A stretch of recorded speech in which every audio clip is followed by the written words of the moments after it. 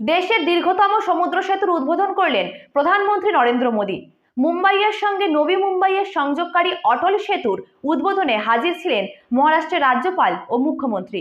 আগামী কয়েকদিনের মধ্যেই 21.8 কিলোমিটার লম্বা এই সেতুতে যান চলাচল শুরু হয়ে যাবে বলেই খবর।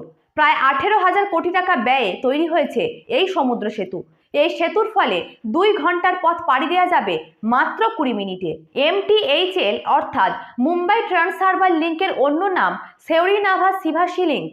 শুক্রবার এই সেতুর উদ্বোধন করলেন মোদী। হাজির ছিলেন মহারাষ্ট্রের রাজ্যপাল রমেশ বাইশ, মুখ্যমন্ত্রী একনাথ শিন্ডে এবং উপমুখ্যমন্ত্রী দেবেন্দ্র ফডণবীস। জানা গিয়েছে 1,77,903 মেট্রিক টন লোহা ব্যবহার করে তৈরি হয়েছে এই সেতু। আইফেল টাওয়ারের চেয়ে 17 গুণ বেশি ওজনের লোহা ব্যবহার হয়েছে সেতুটি বানাতে। সেতুটির দৈর্ঘ্যে প্রায় 22 কিলোমিটার লম্বা, যার আবার প্রায় 16.5 কিলোমিটার অংশ গিয়েছে সমুদ্রের উপর দিয়ে। দক্ষিণ মুম্বাইয়ের সেওরি থেকে এটি শুরু হয়েছে, তারপর একে একে থানে ক্রিক পেরিয়ে শিবাজীনগর জর্সি পেরিয়ে নবী মুম্বাইয়ের চার্লিতে গিয়ে শেষ হয়েছে। দেশের দীর্ঘতম সমুদ্র সেতু তো বটেই, MTHL বিশ্বের দ্বাদশ দীর্ঘতম সমুদ্র সেতু। 2018 সালে সেতু তৈরির কাজ শুরু হয়েছিল।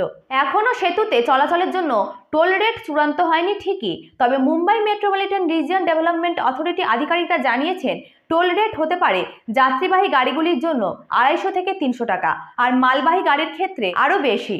মনে করা হচ্ছে এই লিঙ্ক দিয়ে রোজ অন্তত 70,000 যান চলাচল করতে পারবে।